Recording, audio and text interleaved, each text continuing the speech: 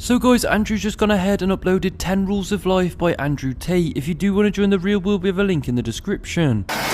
One of the most terrifying but also gratifying things of life as a man is that we're all born relatively valueless. I don't think women are born that way. A woman, if she's born, especially if she's attractive, has an innate value. People just want her no matter what. But as a man, if you're not an important man, nobody gives a fuck about it, and they're never gonna care. So you have to build yourself from the ground up, and that's scary for a lot of people, but it's also a massive opportunity. You can decide if you want to be a famous musician, or a nice sensitive poet, or a painter, or a kickboxing world champion, or a businessman. You get to decide on all the different characters in the video game. You can choose, who do I want to be? And then if you actually try, you can become it. Isn't that amazing? You can wake up and go, you know what, I want to be this kind of guy. I knew who I wanted to be. I wanted to be the dude pulling up in the Lambo, 3 in the morning, gets out. Everyone's like, who is this big, strong, rich dude? I wanted to be that man, so I became it. And if you don't want that, if you want to go be a musician and play guitar and get a bunch of chicks and chill in Bali and smoke weed, whatever, go, you can choose your character and build it. A lot of people don't have the ability to understand the compounding effect of doing the right thing time after time. Even if you start a new business, you don't know what to do. I guarantee if you're always on time, if you're a builder and you're always on time, take the basic shit. Just be on time. Yeah. Over time, you may think, oh, I'm just on time, no one notices. Trust me, across 10 years, that's the difference between being a successful builder and not being a successful builder. Stick to the absolute basics and do the right thing and know what you're supposed to do. And this is why I have so little sympathy for people who go, oh, I'm trying to make it and I can't, because I think they're lying to me and they're lying to themselves. But you know what's funny? What's funny is this. If you were to take somebody who says, I'm doing my best, I'm really trying, and you were to get an exact schedule of their last week and find all the times they've wasted time, you'd say, look, you've wasted time, wasted time, wasted time, wasted time. You know what's actually amazing? Most of those people are not even self-reflective enough to go, you're right, I'm not trying my best. You know what they'd say? Well, I have to rest sometimes. Well, I have to have a social life. Well, they'd be so arrogant. Because they're arrogant. I had to do my Facebook. Yeah. No matter, you'd even show them, here's where you fucked up. Well, you know, I have to, oh, you're crazy. And then they go back to being a loser. A lazy person thinks he's working too hard, and a successful person thinks he isn't working hard enough. And we're doing 20 times the work they are. And we're like, oh, I could have done more, could have done this. Oh, I missed that today, can't miss that again. Oh, I should have taken that call. I should have flown there. I should have. That's, you know, we have guilt about it. They don't give a solitary fuck. And even if you pointed it out to them, they'd sit there and go, oh yeah, they'd make some excuse for it.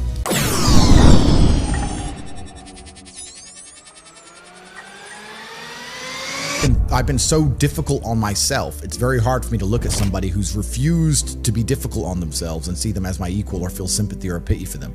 Why would I feel pity for somebody who took the easy route when I took the hardest possible route? Yeah. I took the hardest possible way to be the man I am, and you were too big of a and now you want me to feel sorry for you? I don't feel sorry for you. Yeah. I don't feel sorry for these people. And because as a man, you can be anything you decide you want to be. That's the beauty of being a male. You can build your character completely from the ground up, just like a video game. Every single thing about me that people respect, I build. I was not born a world champion kickboxer. I was not born this intelligent or intellectual. I was not born this rich. I was not born this strong. I was not born this confident. I was not born this interesting. I was not born this charismatic and humble and gorgeous and tall and strong and sexy. I was not born none of these things. I became these things myself, so I deserve all the spoils of war. And anybody who decides they don't want to work hard enough to become those things, then they deserve to sit and accept they're my inferior. Yeah. That's their problem. I couldn't sleep when I was broke, and this is what we're talking about, the being uncomfortable and how it can motivate you. When I didn't have enough money to buy whatever I wanted, I couldn't fall asleep at night because I understood there are people out there that did, and I didn't see them as better than me. And I thought, why are these people who I don't see as my superior living an experience that I can't live? And it bothered me to the point where I could not sleep. So yeah, that was real. When you talk about suffering mentally, I don't really consider that suffering. I have had a very painful life. I still think to a degree I do, but that's self-inflicted. But I can't imagine living any other way. I can't imagine living in this idea, this utopian, ha ha ha, every day, just, you know, girls, drink, hedonism. I don't want that. Yeah, it's degenerate. I think the only thing you can do that's not degenerate is usually be fighting a battle or solving a problem. Growth. Yeah, growth. Yeah, so you need to either fight a battle or solve a problem to avoid degeneracy, which means I'm constantly looking for them. I'm currently one of the largest battles a man can possibly take on. I'm taking on the Matrix, the most powerful people on the planet. Right, yeah. So, yeah, is my life difficult? Yeah. Am I complaining about that? No. In fact, I'd hate it for it to be any other way.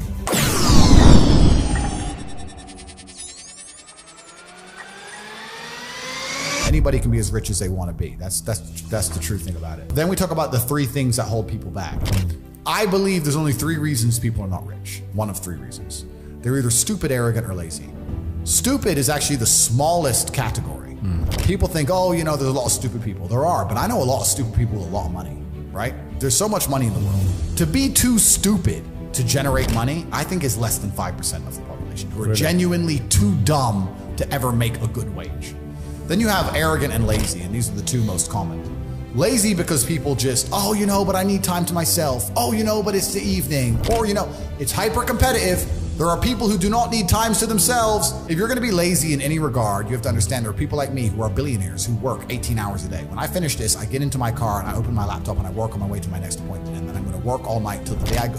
When I go to sleep, I close my laptop and I'm asleep a minute later. I work. That's all I do. Lazy is a big problem because people go, oh, but I just want to relax. If you just want to relax, that's fine. But you're competing against people who just don't want to relax and you're going to lose. The main reason people are not rich is because they are arrogant.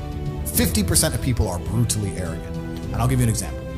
I have a school where I teach people how to make money online. I sit here as a billionaire and I sit and say, I will teach you how to make money online. Anybody, 18 modern wealth creation method. And people will sit there in their brutal arrogance and as a brokey with no money and go, yeah, but can he really teach me? I have everything you've ever fucking dreamed of. I have all the money.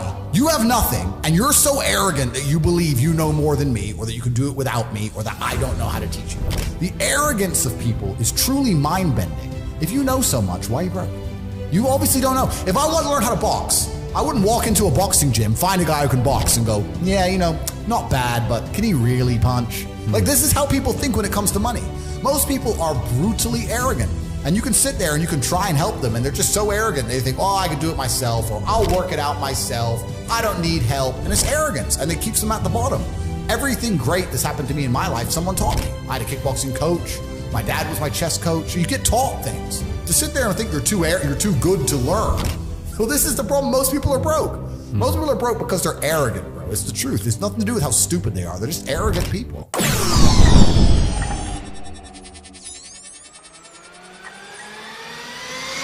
I knew a guy who wanted to be a musician, and I'd meet him and say, how are things going? He'd go, bro, nearly finished my song, gonna finish my album, and we're gonna make a lot of money. I was like, cool.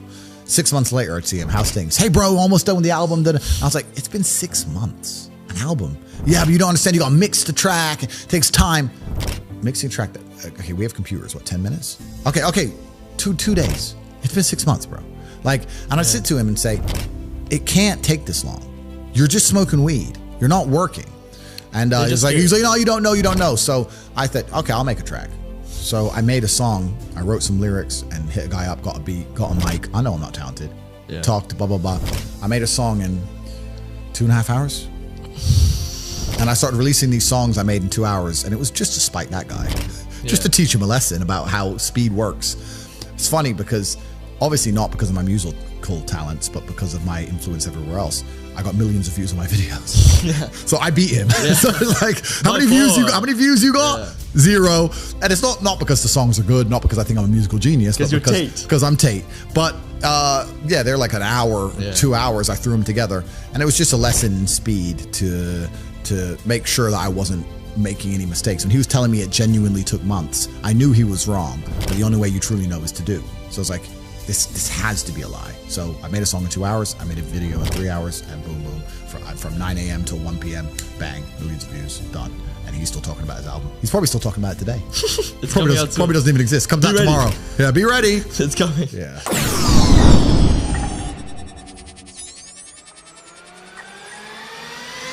And have always been competing with each other. Even now, right now, we compete with each other.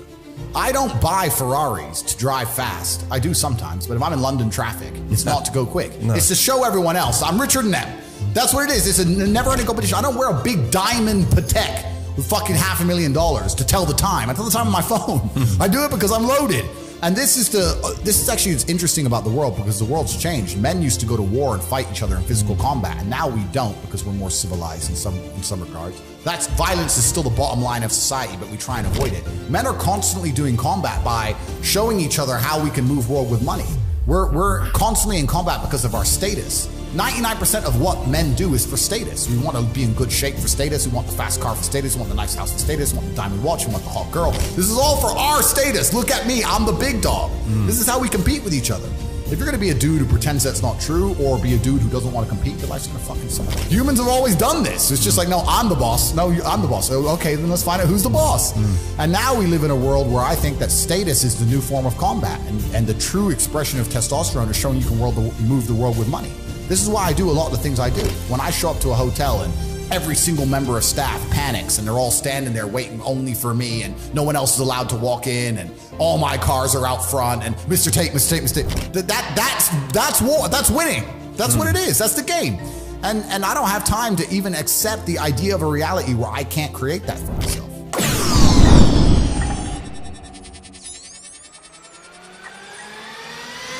I've never taken a drug in my life. I've never tried cocaine in my life. I've never tried weed in my life, ever. Wow. I drink a lot of coffee. I smoke cigars, bit of vodka, but I've never tried a narcotic in my life. Wow. So God has given me an endless source of power.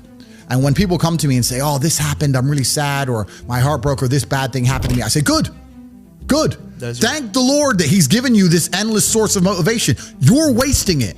That's your problem, but it's been given to you. Nitrous oxide has been given to you. You just have to use it in the correct way. So I'm the luckiest man in the world because all the bad things that happened to me have given me all the building blocks to become the most fantastic man on the face of the planet. Well, shisha's tobacco. Yeah. Cigars are tobacco. Right. It's a plant. We basically kind of know what it is. Yeah.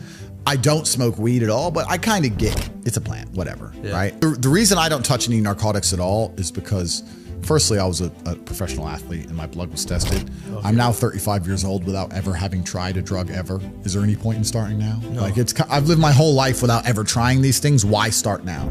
Also, when I look at some of the most degenerate, stupid, ridiculous people on the planet, they're all drug users. They all use drugs. It's not very often I meet a man who's completely head to toe, has his life in order, and he likes drugs. A lot of rich people take cocaine, yes, and I do know them and some of them, but I still think they'd be better without cocaine. You know, that's just genuinely a vice. But if you go to a festival full of brokies, full of peasants and peons, full of people who don't try very hard at life, and they sit there and they idolize these false idols given to them by the Matrix, and they stand in a crowd full of millions of other people like an insignificant peasant and jump up and down, wow, Diplo, wow, whoever. Skippism, yeah, just complete peasant mindset. If you look at these people and say, do you like drugs? Guess what they say? I love it. Oh, yeah. So I don't want to go anywhere near the peasantry, right? Yeah. So, because that's what it is. It's disgusting and it's peasantry. So that's why I don't take drugs. And the reason I don't like vape is because I don't think that vape is even remotely natural. Because a tobacco is a plant, okay, cool. But if you manage to put chemicals inside of a little container that tastes like blueberry ice, what even is blueberry ice? Yeah. It's not even a flavor. It's just words. Yeah. And then you taste it and you go, that does taste like blueberry ice. Yeah. How did they pull that off? Yeah. I can't believe it's possibly good for me. Add in the price that it cost. Add in the fact that it costs $1 and comes deep from the heart of China. Like you think they give a shit about the West just puffing away on this petrochemical? They don't care. They're happy. Yeah. So if you're gonna smoke, at least smoke something. You know, it was grown. Yeah. Well, the reason I smoke is not because I'm addicted, because I have an iron mind and I can blink and cure my brain and stop smoking completely. In fact, there's certain places I go to in the world where I don't smoke for months at a time. I'm not addicted to anything. The reason I smoke is because nicotine is good for your testosterone level. Okay. That's the reason I smoke. I smoke because I like the drug of nicotine, because nicotine is actually positive. The reason I drink coffee is not because I'm addicted, because caffeine is a miracle drug. Yeah. Caffeine is good for your heart. Caffeine's a miracle. Yeah. I drink endless coffee, and of course the Matrix will come along and say too much coffee is bad for you, too much meat's bad for you. They say anything to make you weak and stupid. Yeah. Caffeine, people don't understand that coffee changed the world. Before coffee and caffeine, we were we were living our lives in rhythm with the sun. We got up when the sun came up, we went down when the sun came down. We couldn't go against that. We didn't go against it very much. With the Industrial Revolution and caffeine, the introduction of caffeine, we now had night shifts, we now had double shifts. Think about this. If a job introduces a coffee break, if a company says, stop working and drink this coffee, that's because the coffee you have is worth the time they let you not work, because you make up for it plus some. That's how powerful it is. And what's actually interesting about me is when I think back, my entire reality is caffeinated. I haven't been awake without caffeine in years. Yeah. I drink coffee every single day. So I thought about this and I thought, maybe life's better without caffeine. So I took a week off of coffee. Yeah. And there was zero advantage. I didn't sleep any better. Yeah. I felt pissed off. I didn't feel like I could focus as well. I was more tired, but I couldn't sleep any better. It was weird. I was just like, this isn't me. Now, obviously, I'm still a hyper-competitive individual. I still went to the gym. I still did my work. I'm still the top G. But I didn't feel as good. No benefits. There was no benefits. Yeah. So after a week, I had a cup of coffee, and it was like, the miracle is back. It's develop a coffee addiction. It's fantastic. There's nothing bad about caffeine. I have 10 to 15 coffees a day every single day, and I will do to the day I die. And just to finish off for my vices, coffee is not a vice. I want the caffeine. Smoking's not a vice. I want the nicotine. These are drugs that I believe are genuinely good for me.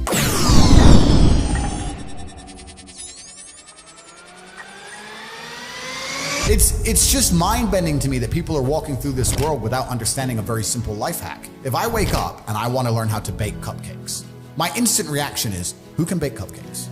Let me go talk to the person who can bake cupcakes. It's easy, really, isn't it? It's easy. It can be pretty simple. It's a shortcut, isn't it? It's a shortcut. So I want to make money. Well, who makes a bunch of money and who's telling people how to make money? Well, let me go listen to them. Let me get closer to them.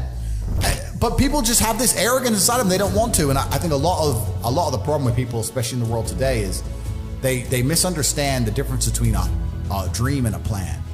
And nothing good in your life is ever going to happen by accident. If you see a guy in fantastic shape, you don't say, how'd you get in great shape? And he goes, it just happened. Oops, I just fell. No, he ate a specific way. He trained a specific time. He did specific things for a specific outcome. And it's the same with finances. And most people who are broke, if you say, do you want to be rich? Yeah, I want to be rich. How are you going to get rich? One day, I'll win the lottery. Yeah, dumb shit. You have no plan. You have no plan whatsoever, no actionable steps. No, you're not doing things daily. You're just hoping some point in the future, God's going to just dump it on your doorstep. Guess what? It ain't going to fucking happen. And unless you have a plan, a specific plan, I had a plan. Everything was like, okay, today we have to do day after day after day until you get there. And this is what most people don't have because they're too arrogant or too lazy. I don't think it's stupid. I think most people, if you laid out a plan and they tried their very best and they were willing to learn, could do it. I don't think people are too stupid to make money. They're just too lazy or too arrogant to make money. That's the problem with people.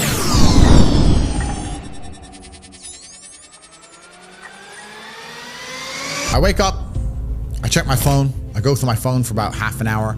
I then go and I start training. As I train, I stay on my phone in between sets. I'm a phone addict, I guess you can call it, but that's where all the important things happen. Yeah. I have an empire that spans across 25 countries. Like I'm on my phone. I know that for peace of mind, I should use my phone less. I don't want peace of mind. I want chaos. You want to conquer. I want to conquer the earth. Yeah. Genghis Khan did not want peace of mind. Yeah. If he did, he would have stopped. I don't want peace of mind. I wake up, I train, I stay on my phone, then I begin working. I'm doing a podcast now. If I'm not doing a podcast, or if I'm not driving, or if I'm not fighting, I'm online. And I live my entire life online. If I'm awake, I'm working. If I sit to have shisha tonight at 9 or 10 p.m. and there's a whole bunch of hot girls around and my brother's there and we're all chilling and we're talking, I'm doing all of that while I'm on my phone. Yeah. I am working at the same time. I can easily sit and manage a multi-million-dollar empire and talk to some bimbo at the same time. Yeah. I'm not an idiot. It's not hard. I work. All I do is work. All I do is work. I don't know how else to say it to you. People meet me and they're like, I'm surprised. I thought you'd be like this. I'm surprised how quiet you are and you're just working. Correct. I have a very, very large and vast empire across huge swaths of the world and different industries. And anything I've ever wanted, if I want a beautiful female or a Bugatti, another one, or $100 million or whatever, I'm going to get it via my phone. Yeah. So I work. That's who I am. It's what I do. In fact, the video just released on YouTube, and it was from here in Dubai. It's 12 minutes long, and it was behind the scenes of Tate. And I it's just a camera guy. Yeah. Dubai, Tate in Dubai. Yeah, and there's one of the comments on there is, "Wow, Andrew's always on his phone." If I'm awake, I work. From the second I'm awake, first thing I do is check my phone. The last thing I do before I close my eyes, I'm on my phone. I am working. I probably sleep 4 to 5 hours a night. I don't necessarily recommend that. I know some people need more. It's actually interesting. I sleep like 4 to 5 hours a night, maybe average, for like a week and a half, 2 weeks, and then I'll get to a point where I just need to sleep for like 15 hours. Wow. And I'll sleep a bunch, and then I'm back. You catch up, yeah. And then I'll go to bed at 3. Reset. I'm back up at 8. Go to bed at 4. Up at 8. And then, but after a few weeks, I'm like, okay, I need like a day where I sleep. And I put my phone in airplane mode so that people, when they're messaging me, they know I'm not getting it. Because if they're coming through and I'm not replying, people panic. That's how much I'm on my phone. I'm on my phone so much that if messages are being delivered and I don't reply within 10 minutes, people start panicking. Is he okay? Have they got him? Have they got him yet? You know, because there's people trying to get me. So I have to put airplane mode, which doesn't really fix it, because I guess if they do get me, it might be the day my phone gets busted. I don't know, but it's kind of a thing I do for the people who care about me. But yeah, I work. That's why no one's ever going to beat me. There's a whole bunch of other people and like gurus and self-help coaches and these people online. None of them have been through the things I've been through. Most of them are still kids. Like I don't even know how old you are, and I state I'm this. 20. Okay, 20, perfect. So I state this with absolute respect. You don't know shit about life till you're 30. You just don't. You haven't lived enough. Yeah. You can be smart, but you can't be wise. Yeah. Anybody who's taking advice from a 25-year-old on the internet, you're a dummy. Because at 25, I was stupid. That's why I'm not giving you advice. I'm interviewing you. Correct. But at 25, I was dumb. And I'm the smartest man on the planet. So like, if you're sitting here and you're watching some guy's videos, and just Google his age. Don't listen to none of these people, right? They can have opinions. They can be entertaining. They can interview others. Yeah. They can give their insights. But also keep in mind, they are still young, right? As a man, it takes a long time. You have to go through a bunch of crap to learn things. Pain. So nobody can outwork me. Nobody can outcompete me. Nobody has a network like mine. And we're talking about me doing 17 hours a day. I have thousands of people on my work schedule. Like I have 100 people who work for me directly. I have thousands of people inside the war room and 170,000 people inside of HU who, if I were to send them a message, would do it. People I know, how do you conquer the algorithm? How do you do this? How do you do that? The number of hours of work which is done per day in the name of Tate is immeasurable. It's incalculable. It's 5,000 people. Well, let's do the math. 5,000 very competent men doing 17-hour days in the name of Tate. No one's ever going to beat me. The internet is mine. I own it. If you go on TikTok for 10 seconds, it's me. It's Tate Talk. Sure. It's the same with Instagram Reels. It's all mine. There's no competition. Nobody, doesn't matter how big your ad spend is, doesn't matter what marketing agency you go to, you will always lose to me for eternity. Until the day they finally put a bullet in my head, I own the world. And I will continue to own the world. All of it is mine. And anyone who thinks that I get to the top and slow down is a fool, because I do the absolute opposite. I will crush all of my competition for head to toe. There isn't even any competition. There's nobody on my level. And I'm still outworking all of them.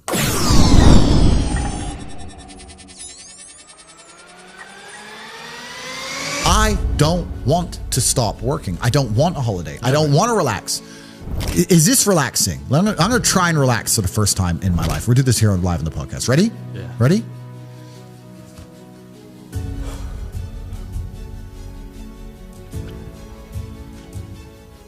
Am I supposed to want to do that? What was that? What was it? Like, what is that? Is that it? Is that the dream? Doing nothing. Is that the goal? Like, and if I'm not on my phone, my brain is preoccupied and anxious about what's happening on my phone. So it's better to just be on it. Like, I don't want to relax. I don't want to stop. Ain't no rest for the wicked. No, I don't want to stop. That's why nobody will ever beat me, because all these other people, they want to take time out of their life. They're working to relax. They're working to relax, or they want to go on a date with that. I'm at the point now where I'd look at a beautiful woman and go, I can go on a date with her and she's absolutely gorgeous and perhaps we'll fall in love and it'll be great. But you know what? I'd rather work. I don't want to be off my phone. Yeah. I don't want to date girls. I just want to conquer the earth. I don't care about anything else.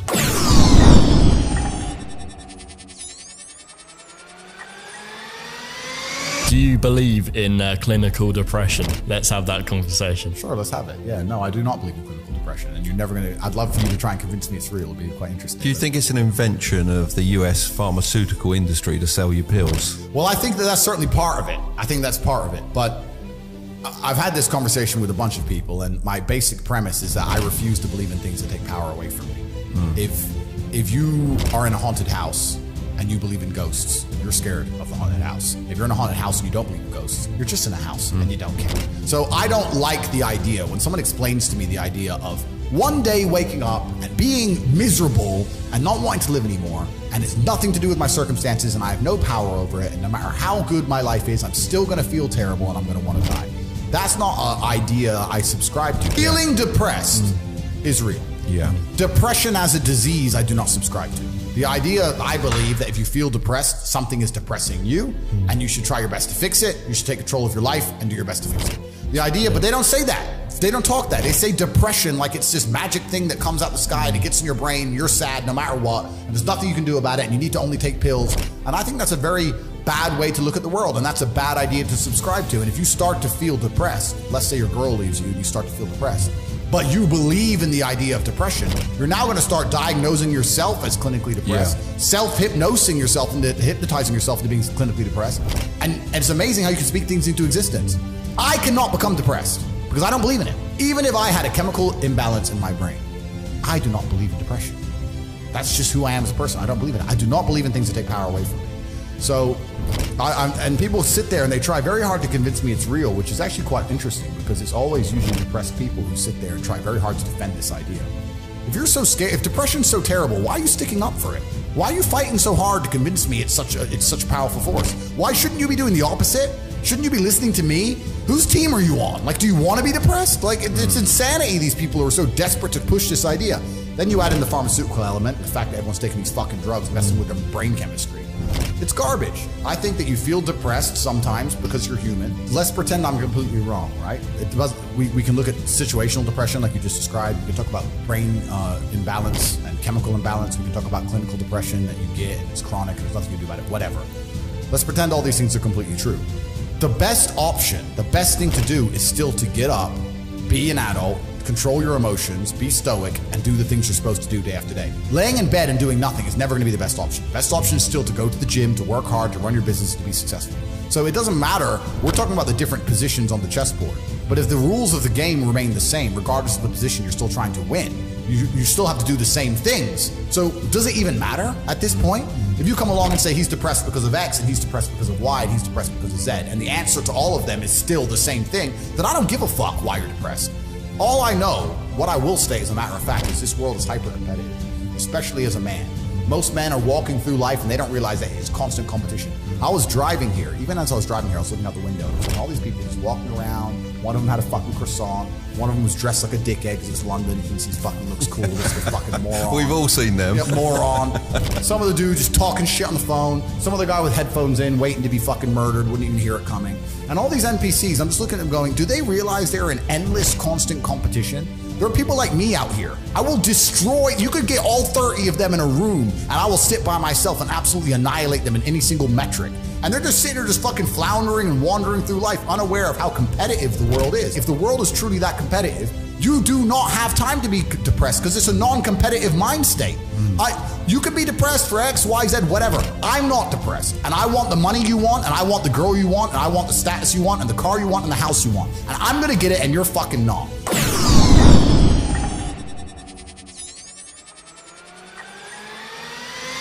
I was instilled with a duty for a very long time to honor my ancestors through achievement. And I was told from a very young age that the only thing your ancestors are interested in is achievement.